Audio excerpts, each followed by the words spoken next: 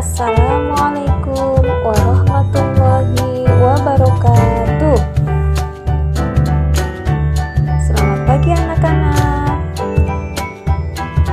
Semoga hari ini anak-anak dalam keadaan baik dan selalu dalam lindungan Allah Subhanahu wa Ta'ala. Hari ini anak-anak akan belajar tentang surat At-Tin. Tapi sebelumnya kita mulai dulu dengan membaca doa mau belajar. Ayo kita bersama-sama membaca doa mau belajarnya. Bismillahirrahmanirrahim. Rabbi zidni ilma warzuqni fahma. Amin.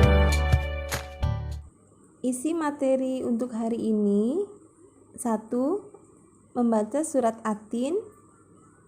Yang kedua, makna kandungan surat At-Tin.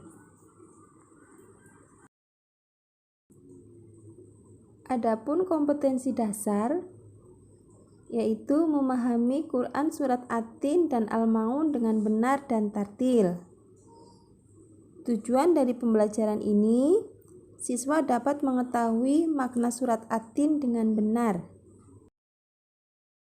Sebelum kita membaca surat At-Tin, akan sedikit Bu Guru terangkan tentang surat At-Tin. Surat At-Tin termasuk dalam kelompok surat Makkiyah, yaitu surat yang diwahyukan Allah sebelum Nabi Muhammad SAW hijrah. Surat At-Tin terletak pada juz 30 dan merupakan surat yang ke-95. Surat ini terdiri atas 8 ayat. Sebelum membacanya, yuk terlebih dahulu kita membaca ta'awudz dan basmalah dulu. A'udzu billahi minasyaitonir rajim. Bismillahirrahmanirrahim. Wattini waszaitun wa turi sinin wa hadzal baladil amin. Laqad khalaqnal insana fi ahsani taqwim. Summa radadnahu asfala safilin illal ladzina amanu wa amilus solihati falahum ajrun ghairu mamnun. Fama yukadzibuka ba'du biddin. Alaisallahu biahkamil hakimin. Shadaqallahul azim. Selanjutnya, kita akan belajar tentang makna kandungan surat At-Tin. Surat At-Tin mengandung pesan yang sangat penting bagi manusia. Manusia adalah makhluk Allah yang paling sempurna bentuknya, dan Allah juga mengingatkan bahwa banyak manusia yang menjadi makhluk yang hina karena perilaku mereka yang tercela. Di ayat pertama menjelaskan Allah Subhanahu wa Ta'ala bersumpah dengan buah tin dan buah zaitun. Sumpah menunjukkan kesungguhan Allah di dalam memberikan peringatan kepada manusia. Ayat ini ditunjukkan kepada bangsa Arab waktu itu. Buah tin dan buah zaitun merupakan tanaman yang paling banyak dikenal di wilayah Arab. Dengan begitu, mereka bisa memahami makna sumpah Allah tersebut. Ayat kedua juga merupakan sumpah Allah yang menggunakan nama gunung, yaitu Gunung Sinai. Gunung Sinai adalah tempat ketika Nabi Musa alaihissalam mendapatkan wahyu dari Allah berupa kitab Taurat.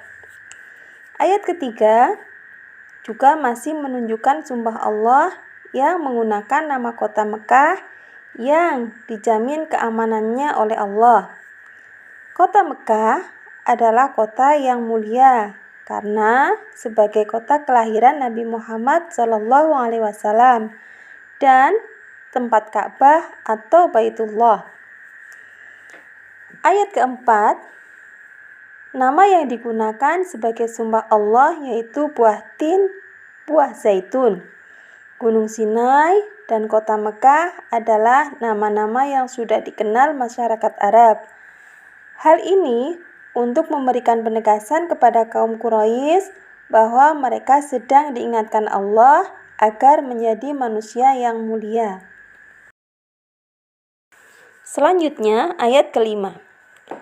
Ayat kelima merupakan peringatan dari Allah bahwa meskipun manusia memiliki bentuk yang sempurna, dia dapat menjadi manusia yang rendah, manusia yang tidak menyadari kesempurnaannya sebagai makhluk, akan mudah dipengaruhi oleh hawa nafsu yang menyebabkan perbuatan jahat. Kejahatan dan kemaksiatan itulah yang menyebabkan manusia jatuh ke dalam kehinaan. Sedangkan ayat ke-6 menjelaskan bahwa manusia yang tidak jatuh dalam kehinaan adalah mereka yang beriman dan mengerjakan kebaikan. Mereka ini akan diberikan Allah pahala yang tiada terkira. Dengan demikian, keimanan dan amal soleh dapat meningkatkan derajat manusia. Kejahatan dan kemaksiatan dapat merendahkan martabat manusia. Sedangkan makna kandungan dari ayat ke-7 ditujukan kepada orang-orang yang tidak mau beriman dan mengerjakan kebaikan. Mengapa mereka tidak mempercayai hari pembalasan, padahal Allah sudah memberikan keterangan dan bukti yang jelas. Dan ayat yang terakhir yaitu ayat ke-8. Di sini menyatakan dengan pernyataan bahwa Allah adalah Tuhan yang Maha Adil dalam memberikan pembalasan. Orang-orang yang beriman kepada Allah dan memperbanyak amal kebaikan akan mendapat pahala yang banyak. Sebaliknya, orang-orang yang melakukan kemaksiatan dan kejahatan bagi mereka tempat yang hina baik di dunia maupun di akhirat. Nah, berdasarkan arti dari surat At-Tin di atas, kandungan makna dapat disimpulkan sebagai berikut. 1. Manusia adalah makhluk Allah yang paling sempurna. 2. Manusia dapat jatuh menjadi makhluk yang hina karena perbuatannya sendiri. 3. Allah memuliakan dan memberikan pahala berlipat ganda kepada orang-orang yang beriman dan mengerjakan amal soleh. 4. Orang-orang yang tidak mempercayai atau mendustakan Allah akan mendapatkan balasan pada hari kiamat. Demikian makna kandungan dari surat At-Tin. Semoga kita dapat mengambil pelajaran dari surat At-Tin ini. Demikian pembacaan surat At-Tin dan penjelasan tentang makna dari kandungan surat At-Tin. Semoga kita bisa mengambil hikmah dan pelajaran dari surat At-Tin ini. Mari kita akhiri pelajaran pada pagi hari ini dengan bacaan hamdalah bersama. Alhamdulillahirabbil alamin. Assalamualaikum warahmatullahi wabarakatuh.